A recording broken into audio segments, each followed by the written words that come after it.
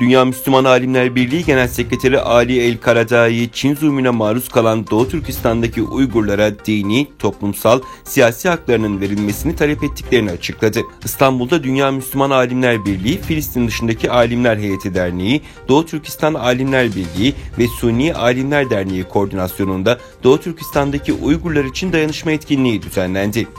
Çin hükümeti ile Uygur halkı arasında uzlaşma sağlanması ve Uygurların haklarının verilmesinden yana olan Türkiye, Malezya ve Katar gibi ülkelerle görüştüğünü ifade eden Karadai, hak talepleriniz konusundaki bu mesajınızı size saygı gösteren ülkelerin politikacılarına ileteceğiz.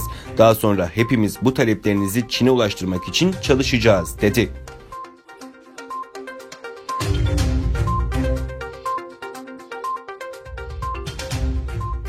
Diyarbakır doğumlu Doğan Erdoğan, Doğu Türkistanlı kayınbabası Tursuncan Emet'le baldızı Nazile Tursun hakkında tanıklık verdi. Doğu Türkistan Pres'te yer alan habere göre tanıklık veren Doğan Erdoğan, kayınbabası Uygur asıllı tanınan yazar Tursuncan Emet ve kızı Nazile Tursun'un 15 ay önce Gulca şehrindeki evinden alınıp bilinmeyen bir yerde tutulduğu ve şu ana kadar haber alınamadığını kaydetti. Erdoğan, gitmek için Çin'in konsolosluklarına başvurduğu zaman sürekli reddedildiği, hatta asla verilmeyecekleriyle korkutulduğunu aktardı. Doğu Türkistan'a gidip geldiğini ancak şu an engellendiğini anlatan Erdoğan, 15 aydır eşiyle 2,5 yaşındaki kızını göremediğini, kayınbabasıyla baldızının ceza kampına alındığını bildirdi. Çin hükümetinin ailesini suçsuz yere tutukladığını belirten Erdoğan, kendisinin onları kurtarana kadar durmayacağını söyleyerek uluslararası toplumun desteğini talep etti.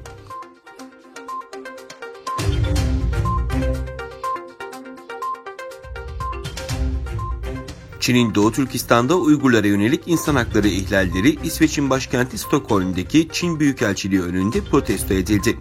Uygurlara yönelik soykırımın durdurulması şeklinde döviz ve pankart taşıyan eylemciler Çin mallarını boykot et, Çin zulmünü durdurun şeklinde slogan attı. İsveç İslam Federasyonu Başkanı Tahir Akan, Çin'de toplama kamplarının kapatılmasını isterken yaklaşık 3 milyon Uygur Türk'ünün toplama kamplarında baskı ve işkence gördüğünü belirtti. Öte yandan Çin zulmünü anlatan Uygur Türklerine destek vermek ve farkındalık oluşturmak amacıyla Kızılay Meydanı'nda eylem yapıldı. Eyleme Ardahan Bağımsız Milletvekili Öztürk Yılmaz da destek verdi. Eylemde ayrıca Türkiye'de yaşayan Uygur Türklerinin aileleri de bulundu.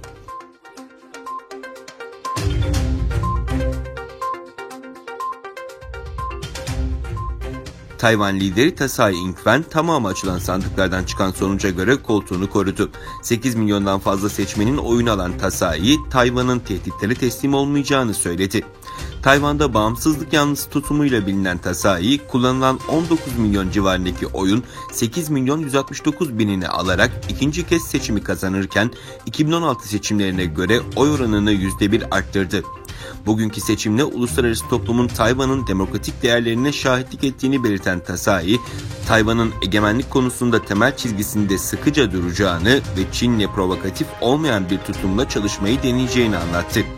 Tsai ayrıca Çin'in savunduğu bir ülke iki sistem ilkesini reddederek demokratik Tayvan'ın tehditlere teslim olmayacağını vurguladı.